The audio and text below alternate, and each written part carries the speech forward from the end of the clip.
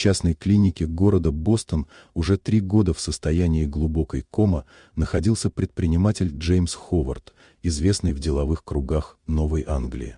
Его жена Эмили Ховард почти ежедневно сидела у постели мужа, пока врачи постепенно теряли надежду на восстановление. Однажды в отделении появилась худенькая 7-летняя девочка по имени Оливия Брукс. Она жила в приюте на окраине города и утверждала, что должна увидеть пациента. Медперсонал был удивлен, но позволил ей ненадолго войти в палату. Как только Оливия взяла Джеймса за руку и тихо заговорила, аппаратура впервые за долгие годы зафиксировала выраженную реакцию. Выяснилось, что мать Оливии, Сара Брукс, когда-то работала няней в доме Ховардов и заботилась о их дочери Хлое, погибшей в автокатастрофе вместе с отцом, который тогда впал в кому. Девочка знала подробности, о которых посторонние не могли знать. Ее ежедневные визиты вызывали все более заметные изменения.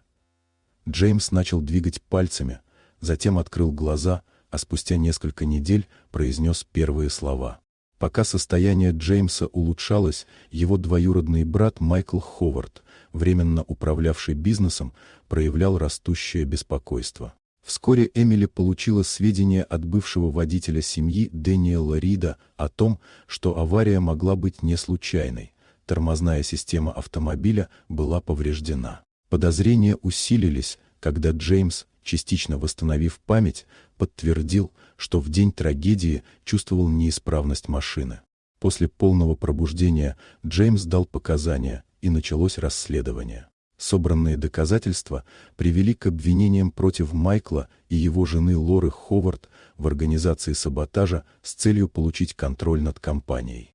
Через несколько месяцев суд признал их виновными. Джеймс полностью восстановился и вернулся к управлению бизнесом, но изменил приоритеты. Значительную часть прибыли он направил на благотворительность. Вместе с Эмили он официально удочерил Оливию, считая ее не случайной гостьей, а человеком, который вернул его к жизни. В новом доме в Бостоне семья начала все заново. История, начавшаяся с трагедии и 3 лет тишины, завершилась тем, что сирота стала дочерью, а утраченная надежда – основой для новой жизни.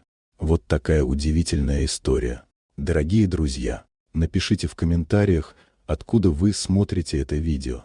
А если вам понравилась история, то поставьте лайк, а также подписывайтесь на канал, впереди еще много интересного.